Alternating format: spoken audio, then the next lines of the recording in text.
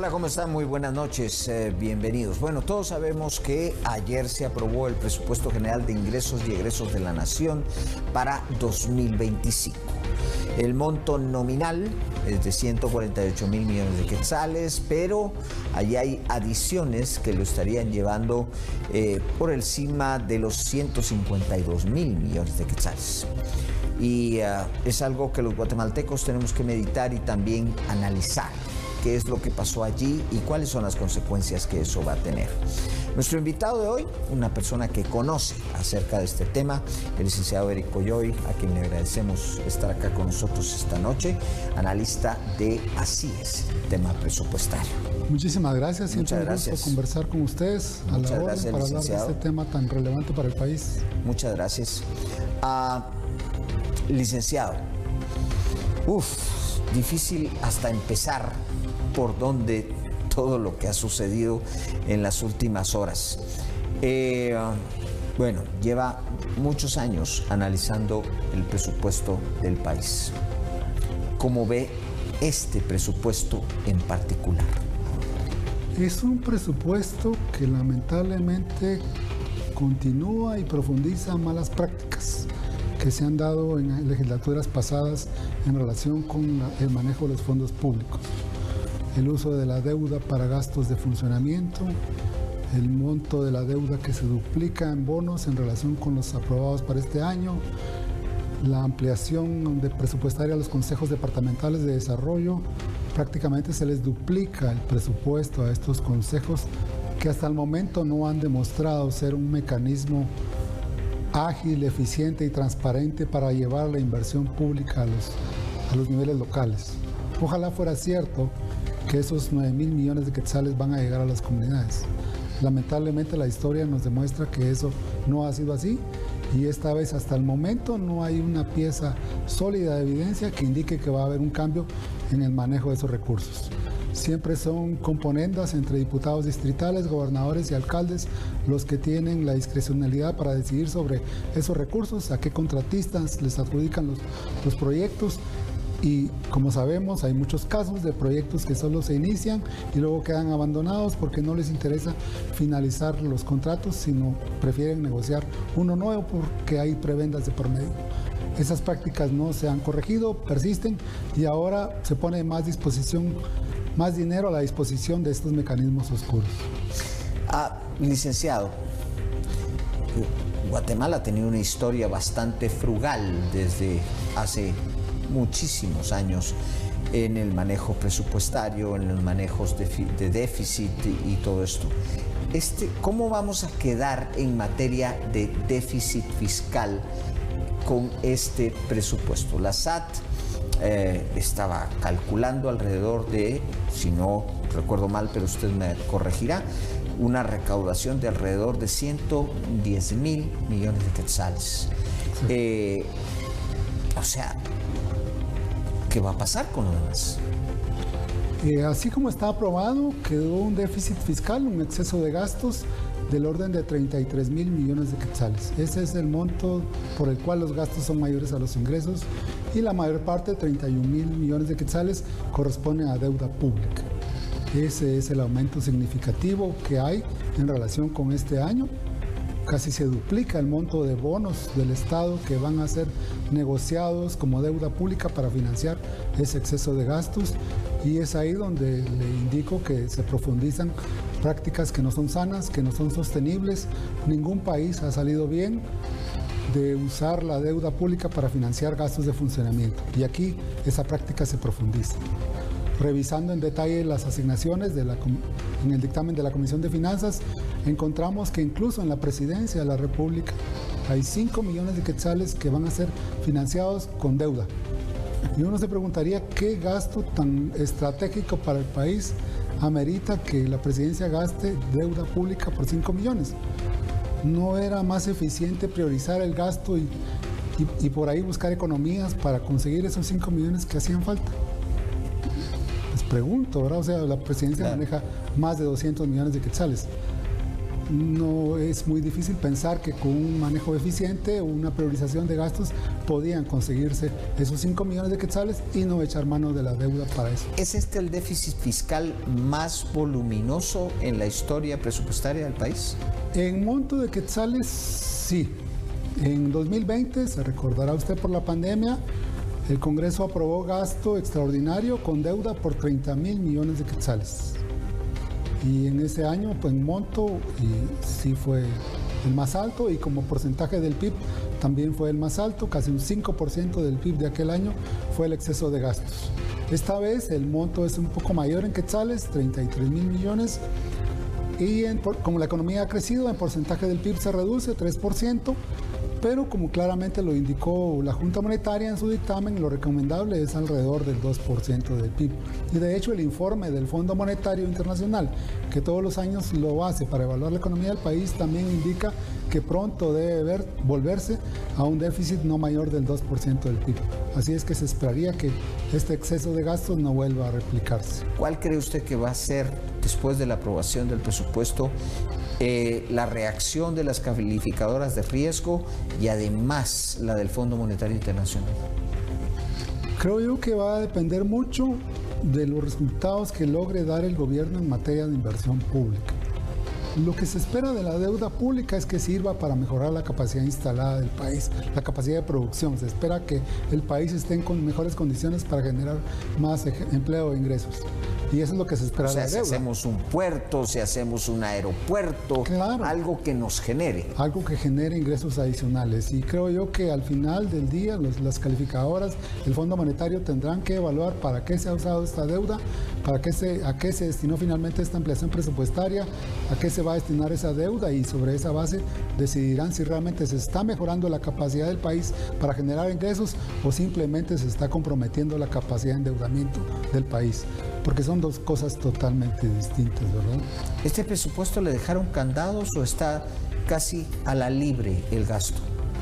Tal como quedó, con tanto desorden, sí el gobierno tendrá alguna flexibilidad. En medio de esa maraña de gastos, sí tiene el gobierno alguna flexibilidad, pero realmente no es que eso sea positivo, es que no, pues, claro, el candado está en el aporte extraordinario a los consejos. Esos 5.000 millones extras no los puede tocar el Ejecutivo, los tiene que dar. Pero en los ministerios sí tiene que ver cómo ordena la cosa, porque los 5.000 millones no es que sean extras, que brotaron como el maná. Claro. Es que le quitaron a los ministerios. Al Ministerio de Trabajo le quitaron 500 millones, al Ministerio de Economía le quitaron 400 millones, al de Agricultura también 400, al Ministerio de Comunicaciones le quitan 2.000 millones. Y así es como llegan a conformar los 5.000 millones extras de los consejos. Entonces le dejan artículos al Ejecutivo para que vea de dónde consigue fondos extras para restituirle presupuesto a estos ministerios. O sea, esa es la supuesta flexibilidad que le queda al Ejecutivo, pero realmente es una flexibilidad en medio de una maraña de preasignaciones de fondos que le van a complicar la situación.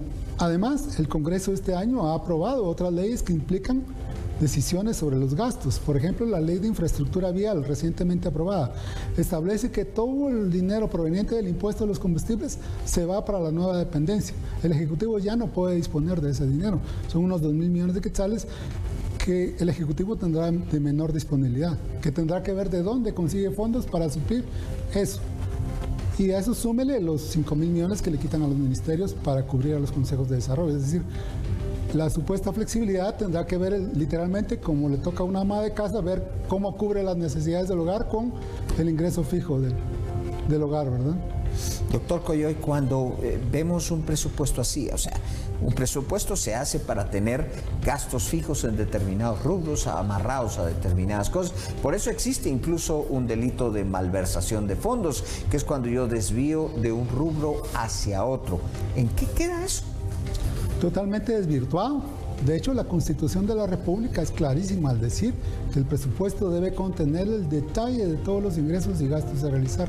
Deben estar claramente identificados los destinos del gasto. Incluso la Constitución habla de un presupuesto por programas, donde cada gasto debe estar vinculado a un programa que tiene determinados objetivos y resultados por alcanzar. Aquí no. El Congreso en su dictamen, en la Comisión de Finanzas en su dictamen, por ejemplo, le da 25 millones a la Secretaría de la esposa del presidente para fortalecimiento de capacidades. Solo así, fortalecimiento de capacidades. Eso dice el artículo aprobado. 25 millones de quetzales para la Secretaría de la Presidencia. O sea, no importa en qué se gaste. ¿Qué capacidades vayan a hacer? A nadie le interesó en su momento. Será discrecionalidad, y ahí es donde otra vez entra en juego la discrecionalidad que le queda al Ejecutivo de decidir el destino específico de esa ampliación para la Secretaría de la esposa del presidente. Dada esta situación y lo encadenado que está, van a tener que emitir obviamente bonos, etcétera, etcétera. ¿Cómo ve usted la estabilidad monetaria a raíz de todo esto? No se ve una crisis para el próximo año, pero sí quedará más comprometida la capacidad de endeudamiento. O sea, ya el margen de contratar más deuda se va reduciendo. Y lo vamos a ver seguramente en el informe próximo de las calificadoras, cuando vean que confirmen que la deuda se está utilizando crecientemente para gastos de funcionamiento. Eso en ningún lado del mundo es una práctica sana. Vemos el caso de Argentina, el presidente Milei haciendo drásticos recortes de gasto público porque estaba financiado con deuda. Eso no puede ocurrir en largo plazo. No hay manera. Es como pretender pagar la cuenta del supermercado todos los meses con la tarjeta de crédito. No hay manera que eso se pueda. En algún momento eso colapsa. Mucha gente se pregunta qué efecto tiene si las calificadoras nos bajan de rango, si el Fondo Monetario nos pone en determinado punto de riesgo, porque la gente oye eso de las calificadoras, oye lo del Fondo Monetario Internacional, pero no comprende mucho lo que eso significa internacionalmente, cómo nos pone. Nos complica a todos las posibilidades de endeudamiento. ¿En qué incide la calificación de riesgo? En el costo en el cual contratamos financiamiento como país. No solo el gobierno, sino también las empresas que acuden al financiamiento internacional también ven reflejada en el costo de su crédito la calificación de riesgo. A mayor riesgo, mayor costo del financiamiento. Si yo soy inversionista y, por ejemplo, quiero venir a poner una planta de microprocesadores a Guatemala, hagamos una fantasía, pero quiero venir a poner una mega empresa que quizá veo ese tipo de indicadores antes de invertir. Sin duda, porque es un indicador también de la estabilidad financiera del país. O sea, qué tan solvente es el gobierno y qué tan robustas son sus finanzas para hacer frente a sus compromisos internacionales. Y sin duda un inversionista lo ve porque pues él también va a suscribir contratos en el país. O sea, y por lo tanto también pueden sus operaciones quedar involucradas en algún momento en operaciones financieras que se vean amenazadas por un deterioro de la solvencia financiera del país, ¿verdad? O sea, sí influye, y sobre todo si es un inversionista que va a captar financiamiento. O sea, yo no puedo decir, estoy tratando de atraer inversión y hago una cosa como aumentar el gasto y el endeudamiento para gastos de funcionamiento, porque quizá haciendo un nuevo puerto sí sería algo justificable, ¿no? Por supuesto, mire el caso reciente de Perú, que se lanza en una aventura, un enorme puerto en alianza con China, precisamente porque está buscando ser más atractivo para los inversionistas. Por lo que hizo Panamá con el otro, el canal, digamos... El terrestre. El terrestre. Exactamente. Ahí básicamente Panamá lo que está tratando de hacer es mantener su capacidad de movilización de carga. Seguir siendo el puente entre los dos océanos. O sea, ahí es justificable endeudar. Claro, porque está tratando de mantener su capacidad de generación de ingresos. Y acá, lamentablemente, con gasto de funcionamiento no lo vamos a lograr. Y la inversión atomizada, porque el problema de la inversión en los consejos de desarrollo es que si se ejecuta bien, satisface necesidades locales, pero no resuelve problemas estratégicos de la infraestructura del país. Es inversión a muy pequeña escala, muy atomizada. Un puente, un salón comunal, una escuela. Una carretera local. Un camino local. Eso resuelve problemas locales y ojalá que para eso vaya la inversión. Pero no resuelve los problemas de infraestructura estratégica que tenemos en los puertos, el aeropuerto, las carreteras principales. Eso va a seguir igual, no sé por cuánto tiempo más. Históricamente, ¿cómo se ha comportado el dinero que le dedicamos a los CODES? O sea, normalmente han tenido 4.500 millones de quetzales, ahora se les aumentan otros 5.000 millones, queda en 9.000. Históricamente, esos 4.000, ¿nos han dado algo? Pues ahí está la historia, ahí está. De hecho, si uno revisa la documentación, lo que encuentra son en cada gobierno cambio, abandono de proyectos, porque como le digo, como la prebenda está en negociar los contratos, a los funcionarios no les interesa finalizar los proyectos, porque la prebenda está en negociar un nuevo contrato, no en finalizar el contrato que adjudicó el anterior. Entonces ahí hay un vicio que se replica de administración en administración. Ahí tenemos los pasos a desnivel en la calzada Roosevelt, en la avenida Petapa, 2 obras millonarias que un año después siguen abandonadas porque a nadie le interesa resolver el problema de ese contrato que ya está. Interesa más negociar un nuevo contrato porque ahí puede haber una preventa. Lamentablemente esa práctica persiste con este presupuesto. Licenciado, cuando vemos, digamos, este monto presupuestario, le voy a hacer una pregunta complicada. Pues no están claras las fuentes de financiamiento y tampoco las fuentes de destino. ¿Cree usted que dentro de lo que son las normas presupuestarias que incluso prescribe la Constitución de la República, caben recursos? Tiene algunos vicios, pero lamentablemente es una práctica que el Congreso ha venido cometiendo ya de manera más frecuente en o sea, ya había pasado y igual las Cortes lo han dejado pasar. Por ejemplo, se ha hecho muy de uso generalizado la frase saldos de caja. Dinero que supuestamente queda ahí sin utilizar, ¿verdad? Y el expresidente Yamatei fue uno que populariza mucho diciendo que había dejado en caja una gran cantidad de dinero. Entonces persiste la creencia de que ahí como que se reprodujera el dinero. Entonces, si usted lee artículos de la ley que asignan gasto, lo que dice es se financiará con saldos de caja. Literalmente eso dicen los artículos. Y en este presupuesto hay varios artículos, por ejemplo, el aumento para clases pasivas, el aumento para el Ministerio de Comunicaciones y otros rubros donde dice lo financiará con saldos de caja y otras disponibilidades. Eso no es una fuente de financiamiento, eso es indeterminado. Es indeterminado, nadie puede decir con certeza esta es la disponibilidad que hay. Saldo de caja es un residuo.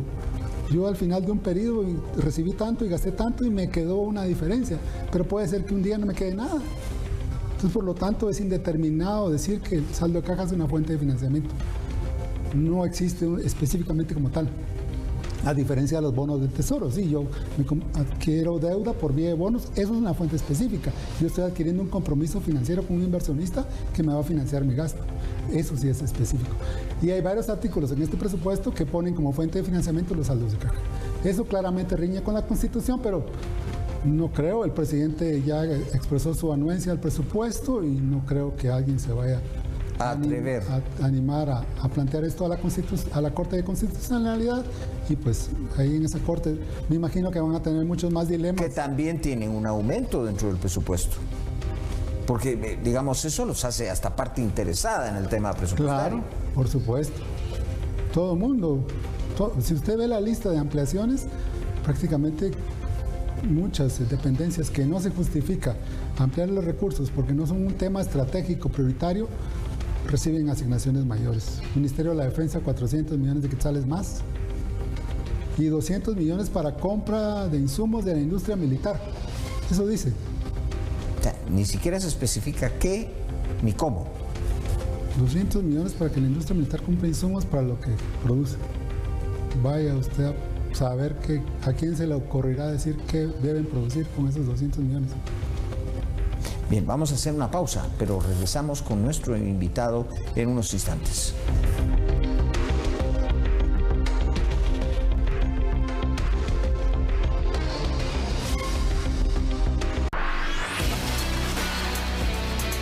El duelo de la jornada será protagonizado por dos grandes de Europa que buscan la gloria. Luego de un empate fuera de casa, los Lobos de la Roma buscarán dar un golpe de autoridad de la mano de Paulo Dybala en su visita a los Spurs, que no se lo pondrán nada fácil, ya que un Heung-min Son viene con hambre de puntos.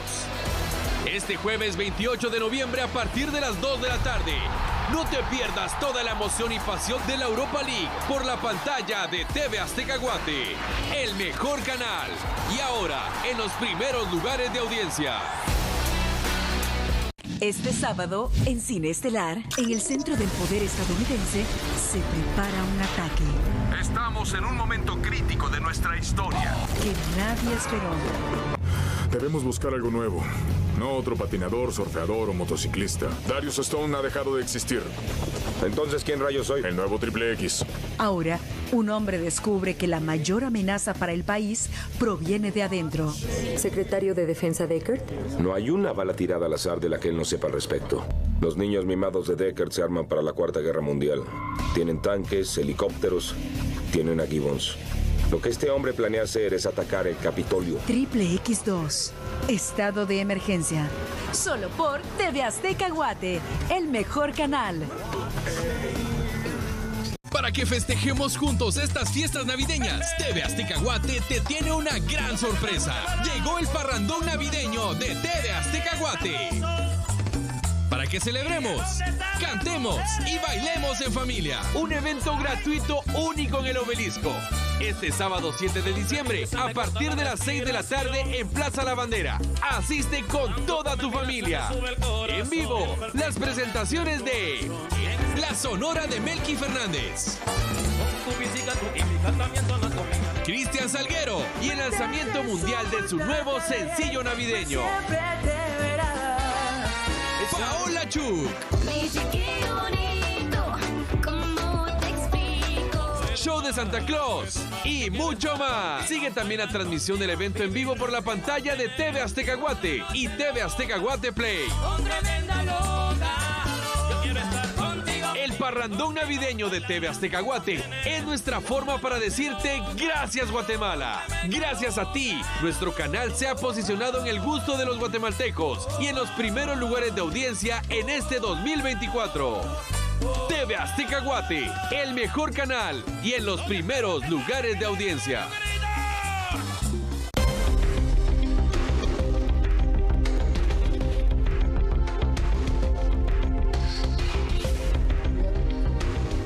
Bien, continuamos acá platicando con el licenciado Eric Coyoy, experto de ACIES en el tema presupuestario, para pues ir analizando yo creo que el calificativo, esta maraña de gasto. Habrá que ver qué es lo que sucede. Dentro de las dudas que le surgirá a todo ciudadano, bueno, Guatemala históricamente ha sido un buen pagador, o sea que casi que no hay duda que esos bonos pues alguien los va a comprar. Ahora, mi pregunta es, se ponen muchas veces en el mercado internacional, pero realmente los compra el mercado local a través de interpósitas personas. O sea, eso es los bancos. Los bancos invierten porque es seguro para ellos. Pero eso saca dinero de los bancos que debería ser utilizado, por otro lado, para financiar empresas, para un crecimiento económico. O sea, habría dificultad también para que en el mercado bancario hubiese disponibilidad para préstamos para crecer la economía. ¿Es así? Sí, efectivamente, cuando el gobierno sale a colocar bonos y los adquieren los bancos nacionales, efectivamente los bancos reducen su disponibilidad para financiar créditos productivos a las empresas o créditos personales a las personas, ¿verdad? Efectivamente se reduce la oferta, el apetito de los bancos por colocar créditos se reduce porque ya tienen el negocio asegurado con el gobierno que saben que les va a pagar. Entonces se reduce el riesgo.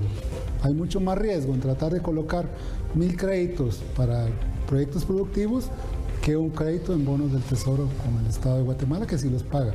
Por lo tanto, sí, desplaza porque la compra de bonos por los bancos desplaza el financiamiento de créditos. O sea, cuando hacemos o proyectamos un gasto de esta naturaleza y proyectamos bonos, tiene una incidencia en la economía local importante. Sí, desplaza recursos que, de no ser absorbidos por el gobierno, tendrían que ser colocados entre agentes privados, ¿verdad? Ya sea en forma de créditos productivos o personales. Sí, eso ocurre. Históricamente, digamos, para revisar cómo se ejecuta, cómo se va, pues está la Contraloría General de Cuentas. El mismo Congreso debiese de aprobar o improbar la forma en la que el presupuesto se utilizó un año antes. Pero esa práctica simplemente desapareció. Sí, lamentablemente el Congreso lleva ya varias décadas, ya son décadas incumpliendo la ley. Porque la ley es clarísima cuando dice que la Contraloría debe presentar al Congreso su informe de fiscalización del gasto del año anterior y el Congreso debe conocerlo y aprobarlo. El Congreso desde hace muchos años no conoce ni aprueba el informe de la Contraloría General de Cuentas y por lo tanto no verifica el destino final del uso de los recursos. Es una violación constitucional. Totalmente flagrante de parte del Congreso de la República. Cuando vemos esta situación, digamos, en el futuro, ¿qué tendría que hacerse para corregir algo como lo que vemos ahora? Que, si bien es cierto, no ha llegado a términos graves, pero si a este ritmo de crecimiento del presupuesto, ¿cómo podríamos terminar estos 4 años? Si no se detiene el ritmo de crecimiento, a ver, hoy un diputado de oposición nos recordaba que en 2021 el presupuesto propuesto para 2021 era de casi 100.000 millones de quetzales. Y se recuerda a usted, fue dejado sin efecto por el rechazo ciudadano que tuvo ese presupuesto de 100.000 millones de quetzales. 4 años después estamos hablando de 148.000 millones de quetzales, un 50% más en 4 años. ¿Los ingresos crecieron en 50% más? Lamentablemente no. Ojalá fuera porque los ingresos crecieron 50% más, que la SAT tiene un buen desempeño, pero no del orden de 50%. ¿Cuánto cree usted que va a terminar recaudando la SAT este año? ¿Sí? ¿Llegará a la meta de los 110.000? Este año la meta, para 2024 la meta es 101.000 millones. 101.000. 101.000 millones, y sí llegará. Para el próximo año la meta es cercana a los 110.000 millones de quetzales. Habrá que ver, hay mucha incertidumbre, no sabemos qué decidirá el presidente Trump sobre su política migratoria, cómo nos afectará eso, qué decidirá, ya ha hecho anuncios, pero finalmente qué va a decidir no lo sabemos, qué decidirá en materia de aranceles para productos. ¿Es sano y sobre todo es legal que para hacer un presupuesto se tome en cuenta una proyección de la SAT de lo que cree que va a recibir? ¿Y que realmente no hay seguridad? El Congreso debiera ser más dinámico y en sus análisis. En este momento hay más bases certera o se tiene menos incertidumbre que la que había en abril. Esa cifra de ingresos se proyectó en abril de este año y el Congreso se está aprobando ahora en noviembre, 6 meses después. O sea, creo que parte del trabajo del Congreso debiera ser revisar esa cifra de ingresos y analizar si realmente se va a cumplir o hay posibilidades de cumplir con esa cifra de recaudación programada y no comprometer más. ¿Lo ve difícil? Técnicamente no es difícil. El tema es que el Congreso tenga la voluntad política de abrirse a discutir técnicamente el tema. Ahora, ¿lo ve difícil que la SAT llegue a la recaudación propuesta para el 2025? Pues en un escenario negativo, donde de repente tengamos una deportación masiva, como hasta el momento se ha anunciado, puede ocurrir. Si las remesas se desploman, que hoy por hoy, este año, las remesas van a superar los 20.000 millones de dólares, 20% del PIB. O sea, ya estamos hablando de una cifra que influye en el desempeño económico nacional. Y podría ocurrir, si ahí ocurriera un escenario extremo, en la parte migratoria podría ocurrir algo.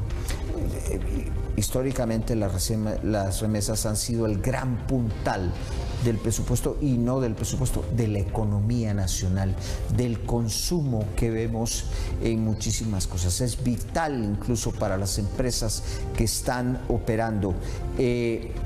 pero esos flujos de divisas son infinitos, van a seguir creciendo y creciendo y creciendo, o hay razones para creer que eso no siempre va a estar. Definitivamente no siempre va a estar. Lo que ocurre es que en los años recientes ha migrado un contingente de población joven muy importante y es la que pues está trasladando recursos a sus familias que se quedaron acá en el país. Pero en unos años esos jóvenes van a ser adultos, van a establecer sus familias allá y por lo tanto su responsabilidad va a estar allá, ya no va a estar acá. Y eso es un tema que debe evaluarse.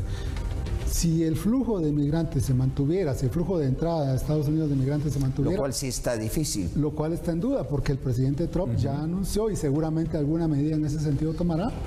Es lo que resulta previsible entonces es que el ritmo al que crecen las remesas ya no va a ser tan dinámico como ha sido hasta ahora. Ese es el escenario mínimo. En el peor de los casos, como le digo, de ocurrir una deportación masiva, pues podrían incluso caer drásticamente, ¿no? Cuando vemos, digamos, esta aprobación presupuestaria y vemos la economía, o sea, llevará aparejada también un crecimiento en la burocracia estatal. O sea, se crean, hay varias leyes aprobadas, usted mencionó obviamente la ley que se refiere a la infraestructura, pero hay más cosas en donde se empieza a comprometer más entidades que se quieren hacer. Cada ley casi que tiene aparejado que un consejo, que una entidad, más escritorios, más burocracia. Eso puede comprometer también el presupuesto. Sin duda, lo puede hacer. Por ejemplo, la ley de competencia crea la superintendencia de competencia y la ley dice que el próximo año ya debe instalarse el primer directorio y ya debe elegirse el primer superintendente. O sea, el aparato administrativo va a empezar a funcionar y a demandar recursos el próximo año. La ley de infraestructura igual. En el caso del magisterio, el aumento que está previsto en el Ministerio de Educación es para un aumento salarial al magisterio, o sea, ya está ahí el dinero. Don Joviel Acevedo ya está esperando los dividendos de ese aumento salarial, es decir, ya los recursos adicionales ya están comprometidos, capacidad para meter más gasto, y a eso me refiero cuando se puede comprometer la capacidad de endeudamiento, porque si siguen presionando para meter más gasto y los ingresos no crecen y ese gasto va con deuda, ahí es donde se va a ir quedando un embudo que en algún momento sí nos puede comprometer la capacidad de endeudamiento. Si usted recuerda, hace unas semanas el presidente Bukele anunció un presupuesto con déficit cero para 2025. Pero no es que él quiera hacer una revolución, es que el país ya no tiene capacidad de endeudamiento. El Salvador se está endeudando a tasas de interés muy altas, porque cuando se deteriora su calificación de riesgo, el costo de la deuda le sube. Entonces el costo de la deuda para El Salvador ya es tan alto que el presidente Bukele dijo, mejor corto gasto al estilo Milei y estabilizo las finanzas. No es una voluntad, es una obligación que se les impone. Y aquí... Claro, cuando hay más riesgo en la deuda, pues obviamente quien está prestando quiere más dinero por ese riesgo. Claro, tengo más riesgo, entonces voy a apostar por ese más riesgo, pero voy a querer más dinero a cambio. Exactamente, así funciona el mercado de capitales. Más riesgo, más dividendo. Bien, vamos a hacer otra pausa, pero regresamos en unos instantes.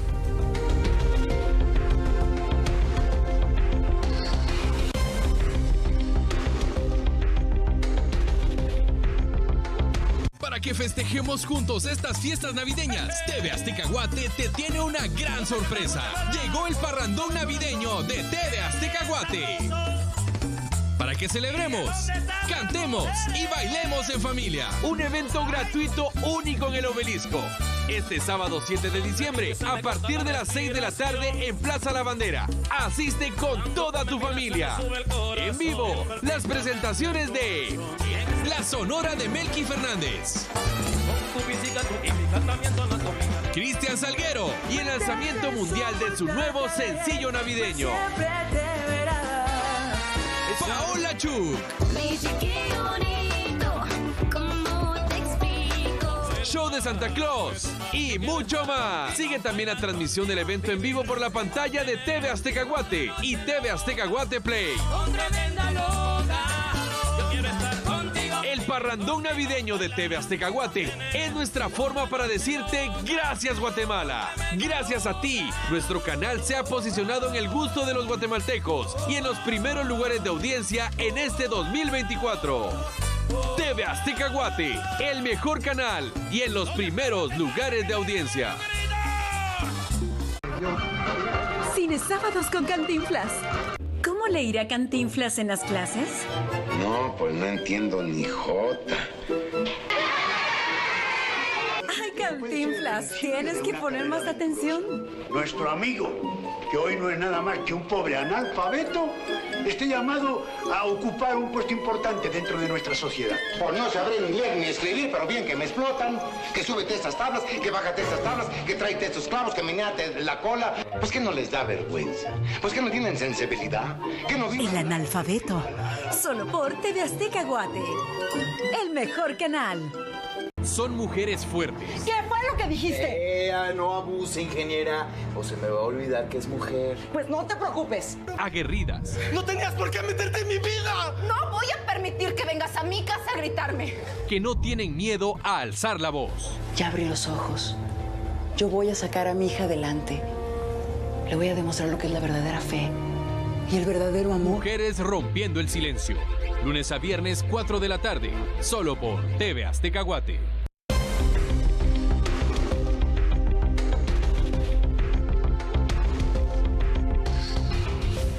Bueno, continuamos conversando con el doctor Eric Coyoy acerca de cómo quedan las finanzas y qué se puede esperar de este próximo presupuesto.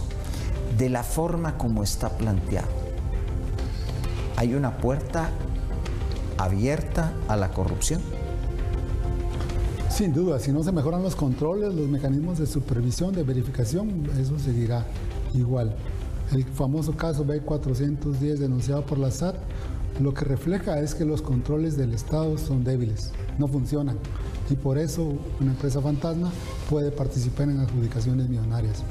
Si no mejoran esos controles en el registro de proveedores del Estado, si la Contraloría no mejora la fiscalización del gasto, si la Superintendencia de Bancos no mejora el control sobre el lavado de dinero, esa puerta sigue abierta y moviendo más dinero ahora en los niveles locales por parte de los diputados distritales, pues indudablemente hay más margen si los controles no se mejoran. Hay margen para que el narcotráfico, que ya es grande en el país. Vemos las últimas incautaciones y eso nos dice, pues sí, han incautado más, pero eso significa también que está caminando más. Sin duda. Más droga en nuestro país. Esta forma de contratación de obras, esta forma poco clara que se tiene, sobre todo en el caso de los CODES, deja puertas abiertas al lavado de dinero por la forma de contratación de obras. Sí, porque... Bueno, le voy a poner un gramo más. En las más recientes, en esta ley que se aprobó, que prácticamente es dedicada, digamos, al agro y prácticamente a los ganaderos, hay un artículo en particular que para regularizar, o sea, les permite una vía de regularización que básicamente no tienen que demostrar casi nada del origen de ese dinero y pueden llegar con una maleta en efectivo. ¿Puede pasar eso? En el caso de esa ley, sí, seguramente eso va a ocurrir. En el caso de los proyectos de inversión con los CODES, puede ocurrir eso en el caso de los constructores, que es precisamente el caso B410 que está denunciando la SAT. Si vemos quiénes son empresas involucradas, son empresas constructoras. O sea, mientras no se mejoren los controles, mientras el registro de proveedores no sea más estricto en identificar y realmente calificar a las empresas fantasmas de ese tipo pueden seguir colándose en el registro y participando a nivel local en esos proyectos. Prácticamente, bueno, casi que todo el sector privado y los tanques de pensamiento advirtieron sobre este presupuesto y obviamente se hizo oídos sordos a esto. La prueba está que ahora los diputados trabajaron hasta las 6 de la mañana. Cuando vemos esta situación y que se desoye a los sectores productivos y a los sectores de pensamiento del país, ¿qué nos puede esperar en materia de control de gasto? Que es de por sí más complicada. La Contraloría ha sido históricamente débil. Sí, la Contraloría es un actor nulo prácticamente desde hace mucho tiempo. Solo aparece en algunos casos simplemente para aparentar control, pero realmente de los casos estratégicos no aparece. Y eso puede seguir ocurriendo. El equipo de la Contraloría es el mismo. ¿Cuál es la razón objetiva que nos dirá que sí cambiará ese patrón de conducta de la Contraloría? Como las declaraciones de los diputados, no creo que vayan a tener una influencia tan drástica como para cambiar ese patrón de conducta. Y eso es lo que genera esa duda, ese escepticismo sobre este presupuesto, de poner más dinero a disposición de mecanismos que hasta el momento no han demostrado ser más eficientes y transparentes. No se ve. Aparte del cambio de gobernadores y el discurso que hubo de supuesta democratización en la elección de gobernadores, no se ha visto un mecanismo concreto de cómo reforzar los controles en el uso de esos recursos. Y el otro año tendrán el doble de dinero. Licenciado, si a usted le tocara decir, bueno, ya está ese presupuesto, ¿qué sería lo sano ahora que se tiene aprobado ese presupuesto? ¿Cuál sería el camino para enderezar las cosas y realmente evitar las fugas y el problema que se puede venir? Bueno, desde el lado del Estado, creo yo que... O ya está hecho, nos resignamos. Pues, o sea, no digo que se pueda recortar el presupuesto, obviamente ya se hizo lo que se hizo, pero ¿qué sería lo sano hacer ahora? Lo sano por el lado del Estado, reforzar los controles, abrir espacios a la participación ciudadana para que la ciudadanía se involucre en la aplicación de mecanismos de control en el uso de los recursos. Un portal de internet no es ninguna garantía de que realmente hay un control real sobre el uso de los recursos. En un portal de internet encontramos datos de gasto ejecutado, pero ya ocurrió el gasto. O sea, yo puedo entrar al portal de internet... Se refiere a Guatecompras, por ejemplo. Pero eso ya ocurrió. El asunto es cómo involucrar a la ciudadanía en espacios donde la ciudadanía, que es el llamado presupuesto abierto, que existe en Sudamérica, es muy utilizado.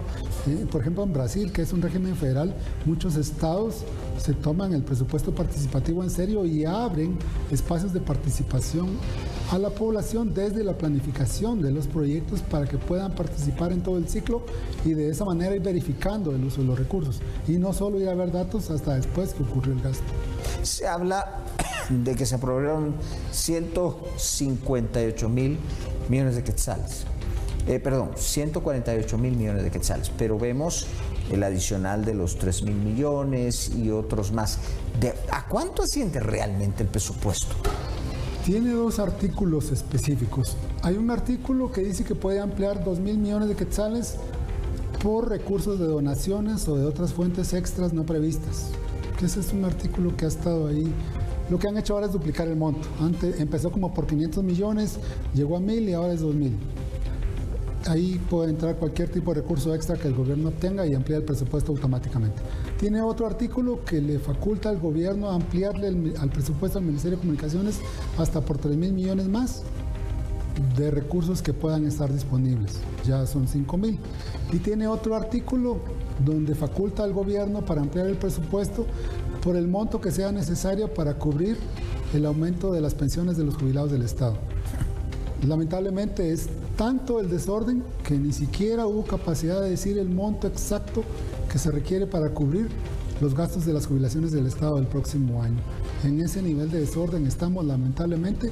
Son cosas operativas que realmente no tendrían por qué ocurrir, pero lamentablemente a este punto llegamos por esa práctica que ha tomado el Congreso de aprobar leyes que implican gastos sin una debida articulación. Ni el Ministerio de Finanzas ni la Comisión de Finanzas del Congreso están jugando un rol de visión estratégica sobre las finanzas como para decir, esta es la situación plena y este es el margen de acción que hay para más gastos, para reducir impuestos, para lo que se les ocurra. Pero ese marco integral no está ocurriendo ahorita. Doctor Coyoy, muchas gracias. Muchas gracias por haber aceptado la invitación, por habernos acompañado esta noche para pues tratar de explicar qué es lo que está pasando con ese presupuesto general de ingresos y egresos de la Nación. Muchas gracias. Un gusto, feliz noche. A ustedes también, muchas gracias por su compañía. Acá, Azteca Opinión. Tengan una excelente noche. Pásenla bien.